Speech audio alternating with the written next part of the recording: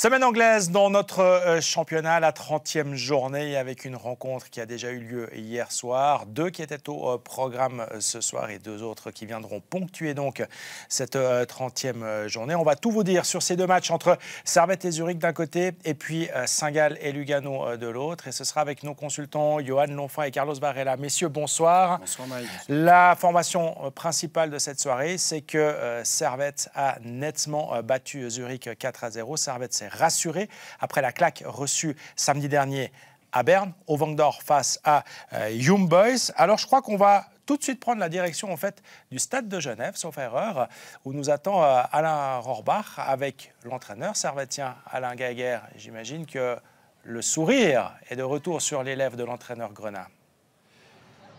Écoutez Mike, on n'est pas certain qu'il avait perdu le sourire, on n'est pas certain qu'il est rassuré.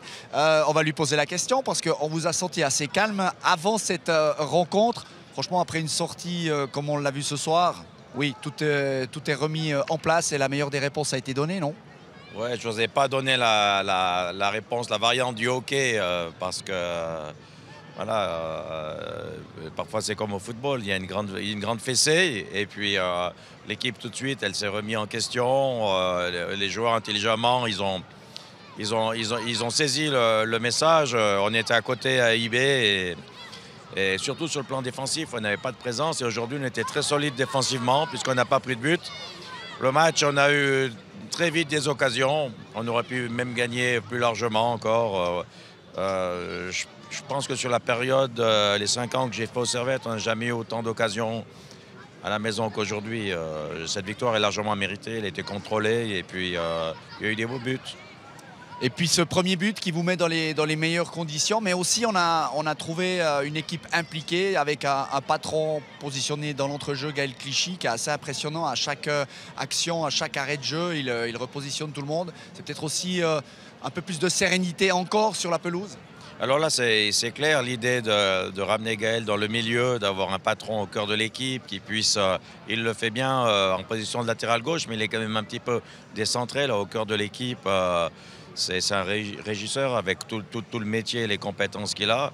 Et puis, il nous manquait beaucoup à Young Boys. Et puis, Stefanovic, qui est toujours le lance de fer sur le côté droit. Il amène des ballons devant le but. Il gagne des ballons dans les pieds de l'adversaire. Il a une grande présence. Ce sont les deux joueurs leaders qui amènent l'équipe à gagner ce genre de match. C'est des joueurs très importants pour nous. Alain, avant le match, vous nous disiez...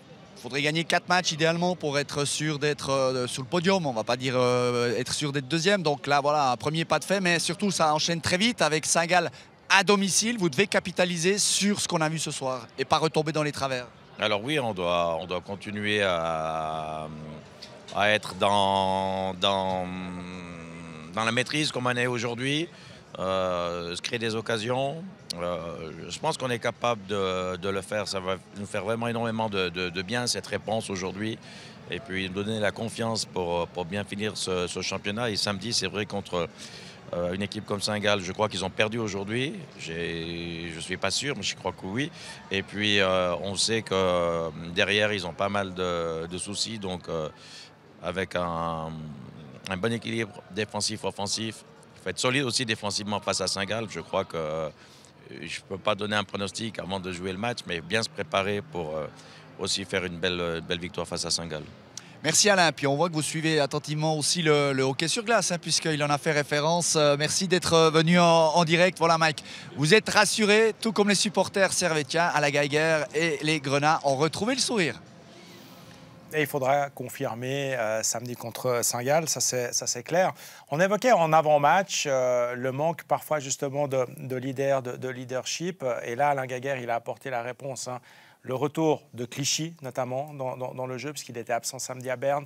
Le retour de Stefanovic aussi dans le 11 de base. C'est ça qui a fait la différence. Oui, alors moi, je n'ai pas dit qu'il manquait de leadership. J'ai dit qu'ils avaient les armes adéquates. J'ai dit qu'il y avait de la suffisance. Donc peut-être qu'un Clichy dans l'axe qui peut plus diriger, corriger, il peut peut-être plus apporter qu'effectivement être latéral gauche, des va-et-vient. Peut-être qu'il ne peut plus les faire comme avant. Et je faisais référence à mon époque servétienne, dont avec Johan, où on avait besoin de ces gens qui nous freinent des fois. Vas-y pas, attaque pas, il faut gérer un peu les moments plus forts, les moments plus faibles.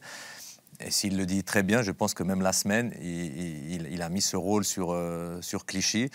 Rouillé l'a aussi soulevé à la mi-temps en disant qu'il dirige même ce qui se passe derrière. Donc, entre autres, ça a sûrement apporté de la stabilité à Servette. On va se plonger dans le match pour vous montrer justement les buts notamment, mais aussi les différentes possibilités dont ont bénéficié les Grenats. Et c'est allé très très vite. 37 secondes de jeu, le but le plus rapide cette saison en Super League, marqué par Servette, par Bedia. Alors, qui profite d'une passe en retrait complètement ratée de Condé. Il voulait donner à Krietsu, il a directement donné à Bedia. Sans enlever le mérite, évidemment, à Bedia, parce que la conclusion est belle. Exactement. Bedia était à l'affût, et donc on a senti une implication des joueurs de Servette là, qui font le pressing et qui forcent Condé à faire cette mauvaise passe envers son collègue Krietsu, qui est pris à contre-pied. Mais ça vient d'un bon positionnement et d'une bonne implication des joueurs servettiens dès l'entame de ce match. Après, aussi, Bedia, il doit terminer cette action. Et en vrai renard des surfaces, il arrive à loger ce ballon au premier poteau. Magnifique ouverture du score. Très bon début de match de Servette. Regardez cette action qui part des pieds de Mbabou. Un relais à mi-terrain. Ensuite, il peut glisser à Koutessa. Et là, à la 8e minute, Koutessa, il prend l'option de se la jouer perso, de tirer, et c'est arrêté par Brecht. Oui, la question, est-ce qu'il voit Fluquet? Parce qu'on voit que le ballon, il peut venir plus fort de la part du passeur, mais là, peut-être qu'il s'est mis, je dois finir, je suis au 16 mètres. La meilleure solution était de décaler Fluquet direct, ça c'est sûr, mais voilà, Servette en 3 passes, toujours dans la verticale. Aujourd'hui, au niveau technique et justesse, c'est vrai que Servette était au-dessus. Petite frayeur quand même pour les Servettiens. Regardez ce ballon perdu par Cogna à 25-30 mètres des buts, ce qui aurait pu amener l'égalisation. C'était, on va dire, le seul point noir défensif. Alors, il a fallu montrer une occasion de Zurich, c'est cette frappe de 25 mètres, qui passe pas très loin, effectivement. Mais c'était vraiment la seule alerte du côté des Servettiens. Il n'y aura pas d'autres chances de but à mettre à l'actif du FC Zurich. Et là, ça va être au contraire un enchaînement de possibilités pour les Servettiens, avec notamment Koutessa, omniprésent ce soir, qu'on a vu vraiment sur tous les bons coups, qui n'aura pas marqué au final, mais qui aurait mérité son but. Là, il est contré. Il y aura ensuite le coup franc de Stevanovic. Pas grand-chose à dire, si ce n'est que le tir est magnifique, l'arrêt de Brecher encore plus. Et encore une dernière possibilité, juste avant la demi-heure de jeu, pour Bedia, qui va se heurter, lui, encore une fois, à Brecher. Mais on sent que Servette est supérieur, et on se dit même, attention à ne pas regretter de ne pas avoir su concrétiser ses possibilités. Oui, on attendait le deuxième, parce qu'on verra des fois dans le foot et on verra dans l'autre match, quand on ne met pas le deuxième, ils s'en sortent bien Zurich, et puis ils peuvent ressortir en deuxième mi-temps en disant on perd que 1-0, en faisant une mi-temps catastrophique comme ils l'ont fait. Cette action, elle est très belle. Là, ça s'est enchaîné avec Koutessa, on a parlé de lui, mais de Bedia, toujours entre les lignes, ils ont fait les bonnes courses, ils se sont trouvés, il y a quasiment très peu de mauvaises passes de la part de Servette. Et c'est pour ça que ça nous fait dire que le 2-0 devait tomber. Il n'y avait qu'une équipe sur le terrain et il arrive. Vous vous rappelez de l'action de la 8e minute, Koutessa l'avait joué perso. Là, il voit Fluquet et il lui glisse le ballon dans le bon timing. Mais certainement que l'action de la 8e lui a servi de leçon. Là, il ne tarde pas avant de donner dans la course de Fluquet ce ballon. Et puis Fluquet, avec sa patte gauche, il ne s'appardonne pas, tir croisé au sol, rien à dire. De nouveau, une belle récupération servettienne au cœur du jeu. Et encore une dernière possibilité pour les Servettiens en cette première mi-temps. On va retrouver encore une fois Koutessa qui va se heurter à Brecher. 2-0, c'était vraiment le score, le salaire minimum pour Servette à la pause. Oui, clairement. Et là, ce qui est intéressant dans cette action, c'est qu'on voit que c'est deux quasiment, je crois que c'est Mbabou au départ et Fluquet en taclant, qui s'arrache pour créer cette occasion. Et Servette, qu'est-ce qu'on a dit depuis beaucoup de semaines, contre un bloc qui était bas, ça ronronnait, ça ne trouve pas les solutions. Et là, c'est comme si le plan B, on verra aussi plus tard qu'il y a des équipes qui n'ont pas de plan B, comme en allant harceler, en allant se battant, on s'est créé après, parce qu'ils finissent toujours à 4, à 5, mais pas des actions construites à la servettienne, comme on a tendance à dire. C'est plus dans l'énergie, plus dans l'abattage, peut-être sûrement le 6-1 qui les a fait réagir en disant on doit se battre un peu plus sur les deuxièmes ballons. Et puis, c'est des récupérations hautes, 2-3 passes, et puis ça peut finir clairement 3-4-0 à la mi-temps, sans aucun problème. Le 4-0, enfin le 3 et le 4-0, ils vont arriver en deuxième mi-temps, ces buts. On se disait, voilà, faut faire attention, faut continuer par lâcher l'effort, pas desserrer les taux au début de la deuxième, ce que Servette va faire très très bien. Et le tir de Bédia. Il prend son temps, il a le temps de regarder, d'analyser, de prendre l'information. Et la conclusion est magnifique. Oui, et vraiment c'est une belle frappe d'attaquant, hein, parce qu'effectivement il prend l'information, il fouette ce ballon, hein, on le verra peut-être plus sur cette action. Le ballon ne bouge carrément pas, et puis il fuit encore avec le rebond, donc rien à faire pour Brecher. Magnifique entame de deuxième mi-temps, c'est vrai, c'était important d'entamer la deuxième mi-temps comme ils avaient fait la première mi-temps, parce que souvent on voit dans le football deux mi-temps complètement différentes et il ne fallait pas laisser émerger le FCZ. Écoutez ça, comme on le disait tout à l'heure, il aurait mérité son but, là c'est la latte. Oui, mérité certes, parce que moi c'est un joueur que j'aime bien, c'est pour ça que je vais être un peu plus sévère, mais il doit quand même finir le match à 1-2 buts. Là, il doit juste la placer comme il faut, dans l'angle, il fait juste. À noter Stefanovic, il y en a beaucoup qui auraient paniqué, qui auraient tiré en pivot. Lui, il a encore eu l'intelligence de voir mieux placer que lui. Mais Kuteza, pour moi, aurait dû marquer ce soir, même s'il fait un très bon match. Et le 4-0 de Toiti, premier but en Super League, premier but en pro pour Toiti. Ça fait donc 4-0 à la 85e minute. C'est propre, c'est net, c'est sans bavure. Jérémy Frick qui n'a quasiment pas été inquiété ce soir. Et donc Servette, non seulement se rassure, en plus repasse au classement, vous le verrez tout à l'heure, à la deuxième place. Et Servette peut aborder la venue de Saint-Gall samedi, quand même avec certaines certitudes et en étant vraiment pleinement rassurés. Oui, mais moi je suis sûr qu'ils n'ont pas douté de leur certitude. Je répète, je suis sûr qu'il y a eu de la suffisance. Ils voyaient que leur deuxième place, personne ne la voulait, qu'ils perdaient des points, qu'ils n'étaient pas performants. Leur 6-1 à IB, c'est quand même une des rares équipes qui a battu IB plusieurs fois depuis maintenant 2 saisons. Donc je pense qu'ils sont conscients de leur qualité. Et puis peut-être trop confiants en disant on n'a pas besoin de faire les efforts. En tout cas aujourd'hui, ils ont montré, parce qu'on peut dire que Zurich était catastrophique, on est catastrophique parce qu'en face, il y a une équipe qui te ramasse, qui te tacle, qui vient qui t'harcèle. Voilà. Donc bravo à Servette de ne pas avoir fait exister ce FC Zurich qui était quand même pas si mal, même si maintenant ça va être dans le dur pour eux à mon avis, de revenir dans une lutte qu'ils avaient peut-être abandonnée ou pensé abandonner. Mais Servette pour moi, aujourd'hui à la 30e journée, c'est l'équipe pour moi qui doit être deuxième du championnat. Autre réaction, autre analyse recueillie par Alain Rohrbach au stade de Genève après Alain Gaguerre tout à l'heure. Voici Gaël Clichy. Gaël Clichy, quelle magnifique réponse, vous étiez attendu au tournant par vos fans en premier lieu. Ce soir, c'est quasi le match parfait. Oui, c'est le match parfait parce qu'on ne prend pas de but et on en marque pas mal. Ce que j'ai envie de dire, c'est que je comprends la frustration des fans, surtout par rapport au match contre IB. Mais c'est la nuit et le jour en fait. IB et nous, c'est difficile. On essaie toujours d'aller plus loin. On fait au mieux. On a beaucoup de jeunes joueurs. Et c'est vrai qu'on veut toujours plus. On veut toujours plus. On aimerait aller les titiller. Mais il y a une réalité qui est celle du quotidien.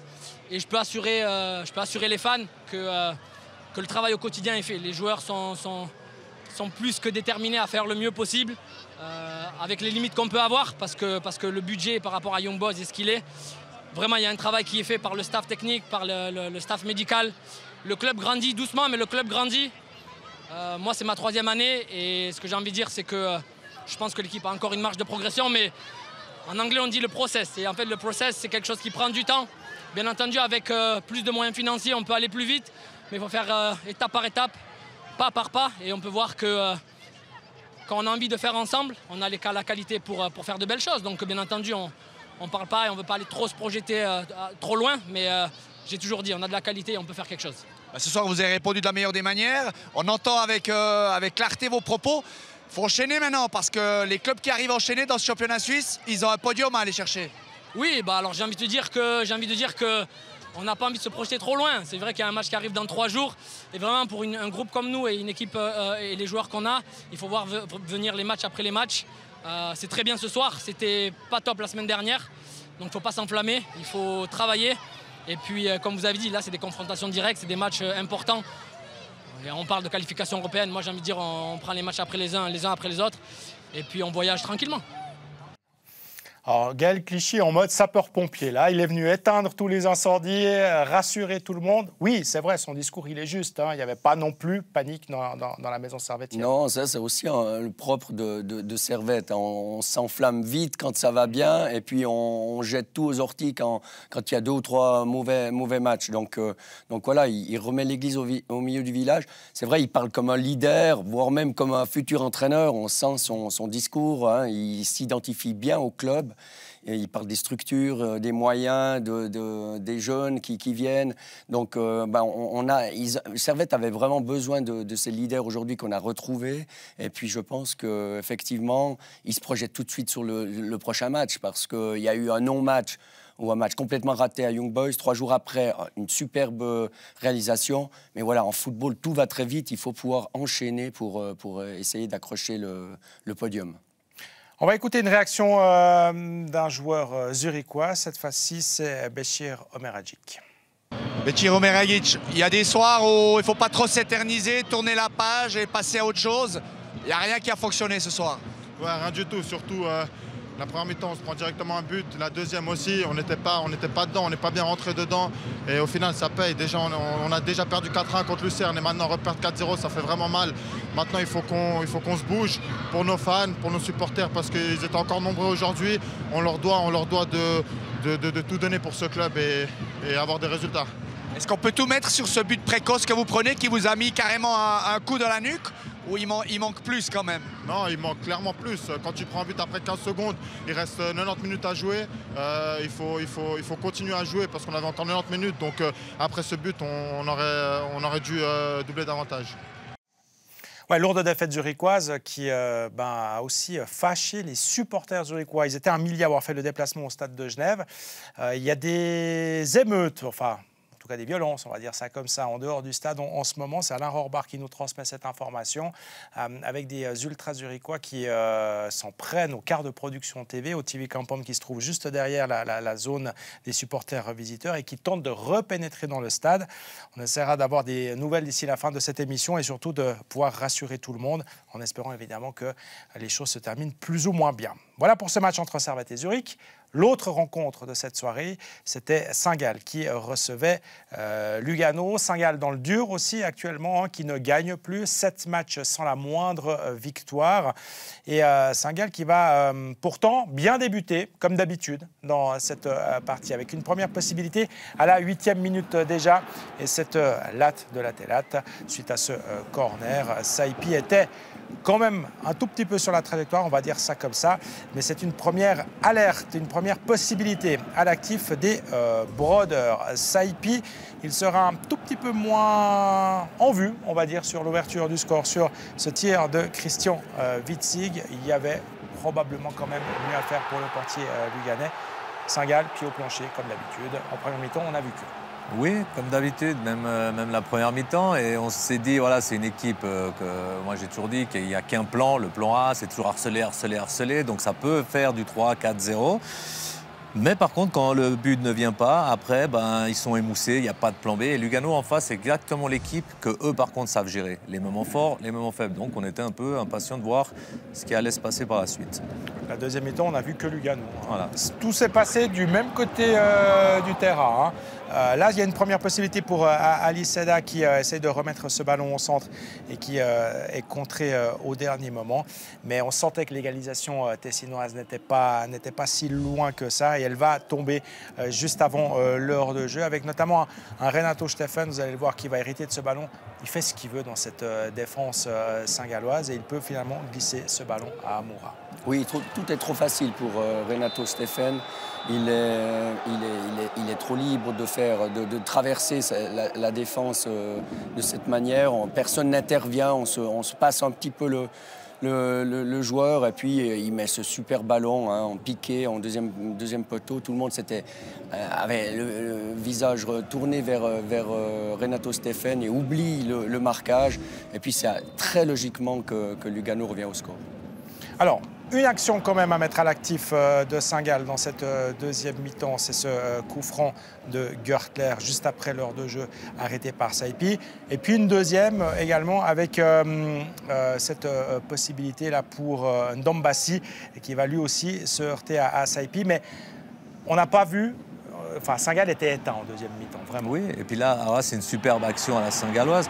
Mais comme dans le but qu'ils encaissent, c'est affligeant, on ne va pas la revoir, mais c'est comme leur système de venir harceler. Ils regardent tous Stephen, ils suivent, ils ne regardent pas dans le dos. Là, c'est pareil, c'est joli à voir. Certes, ils auront des occasions, mais ils ne gèrent rien. Et le but qui leur coûte aujourd'hui le point, parce que c'est comme une confrontation directe contre Lugano, c'est une action qui ne doit pas exister quand tu as des leaders, des gars qui disent écoutez, on n'a pas réussi, on gère, on prend ce point et on va le voir. Et ça existe, enfin, c'est Saint-Gall depuis des années. Donc il y en a qui défendent Saint-Gall, que c'est beau, des fois ça 3-3, 4-4.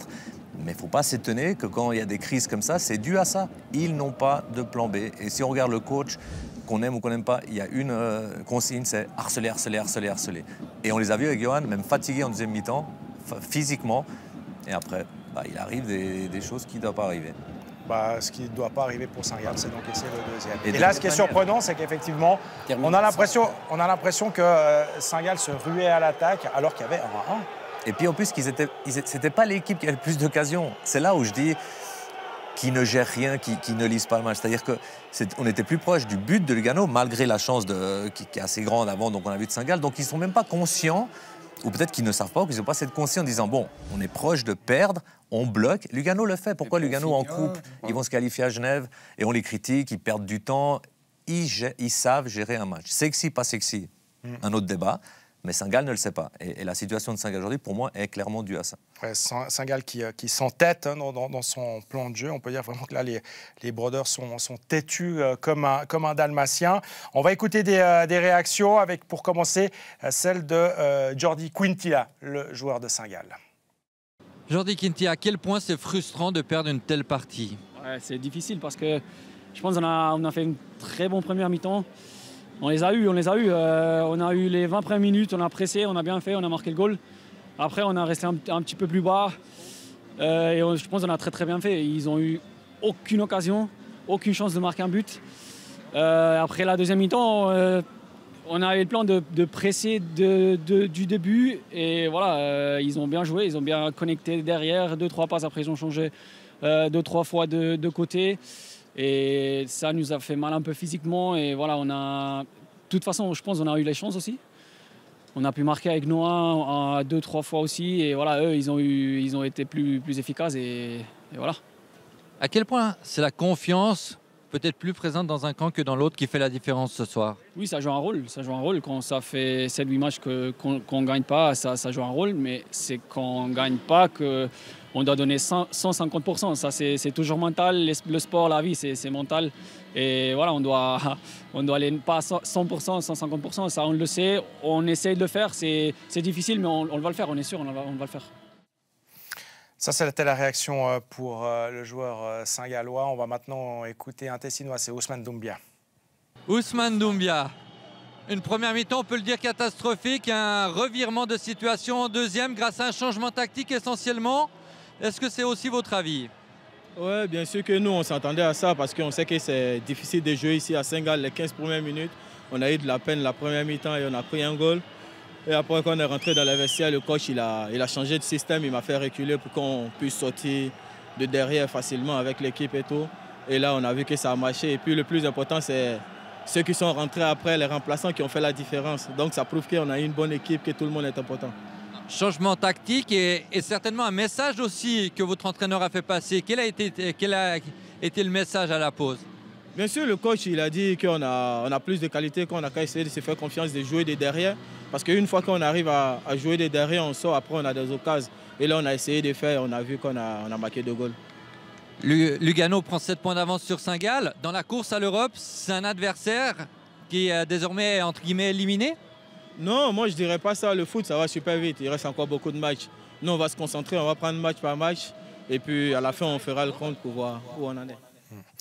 Bel hommage rendu par Ousmane Doumbia à son coach, hein, parce qu'il le relève. Le changement opéré à la mi-temps a permis à Lugano d'arriver avec un autre visage. Exactement, et le visage de Lugano était totalement différent en deuxième, et c'est ce qu'on reprochait justement à Saint-Gall qui n'a aucun plan de jeu. D'ailleurs, Quintilla l'a dit. Eh ben, au lieu de 150, il faut aller à 200%. Donc, c'est pas un changement tactique, ça, c'est juste d'en donner plus. Mais comme disait Carlos, c'est pas forcément ça qui va faire la différence. Au contraire, ça les a fatigués.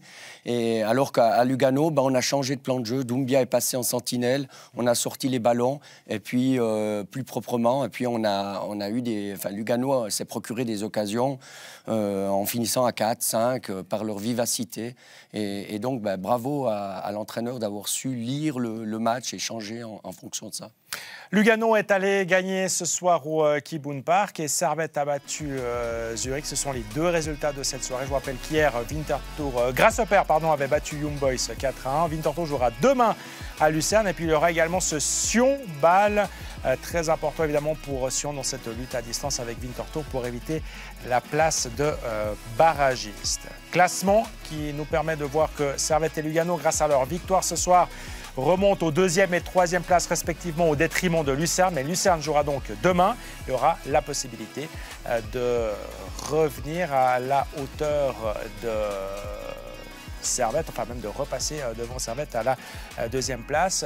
Ce que l'on sait aussi, c'est que Young Boys ne sera pas champion à l'issue de cette 30e journée, puisqu'il fallait notamment que ni Servette ni Lugano ne gagnent ce soir pour éventuellement l'être. Ce n'est donc pas le cas pour ce soir.